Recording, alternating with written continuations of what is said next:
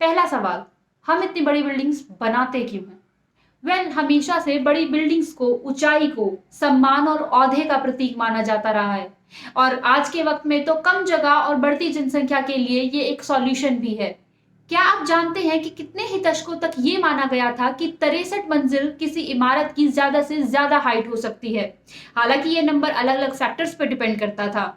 पिछली सदी में दुनिया की सबसे ऊंची इमारत होने का टाइटल 9 बार बदला गया। इस लड़ाई में अलग अलग देशों की अलग अलग इमारतों ने हिस्सा लिया, लेकिन 2010 में दुबई का बुर्ज खलीफा बनने के बाद ये रेस शांत नजर आई। बुर्ज खलीफा के पास दुनिया की सबसे बड़ी इमारत होने का टाइटल लगभग एक दशक से है। इस समय में उसे कंपटीशन देने के लिए जाने कितने ही प्रोजेक्ट आए और चले गए। दुबई अपना नाम ऑयल इंडस्ट्री से अलग करना चाहता था।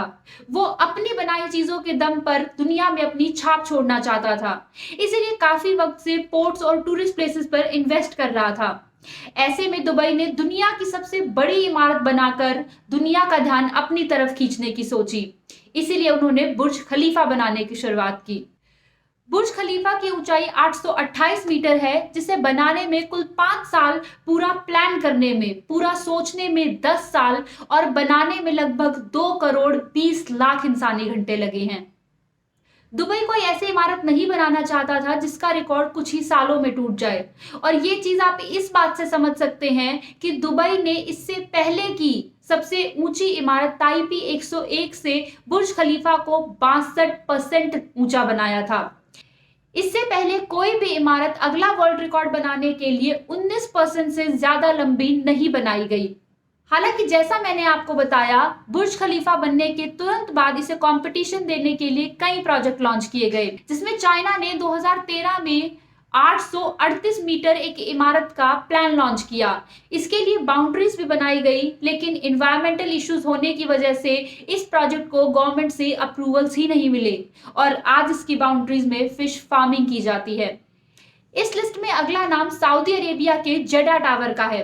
जेडा टावर को 1000 मीटर यानी कि 1 किलोमीटर का बनाने की सोची गई थी। इससे ये दुनिया का पहला टावर हो जाता जिसकी ऊंचाई किलोमीटर्स में होती। इस प्रोजेक्ट की शुरुआत 2013 में की गई थी, लेकिन इसे 260 मीटर बनाकर 2018 में होल्ड पर कर दिया गया। ऐसे प्रोजेक्ट के लिए होल्ड लगभग इसके लिए अंत ही माना जा सकता है। दुबई हमेशा से दुनिया की सबसे ऊंची इमारत का टाइटल अपने पास रखना चाहता था। इसलिए जैसे ही सऊदी अरेबिया में जेडा टावर बनना शुरू हुआ, दुबई ने अगला टावर, जिसकी हाइट 1 किलोमीटर 300 मीटर होती, दुबई क्रीक का प्लान लॉन्च किया। लेकिन 2018 में जेडा टावर के होल्ड पर जाने के बाद दुबई ने भी दुबई क्रीक का प्लान होल्ड पर कर दिया, क्योंकि उनका अब कोई कंपटीशन नहीं था। दुनिया की सबसे ऊंची इमारत उनके देश में बेबाक खड़ी थी।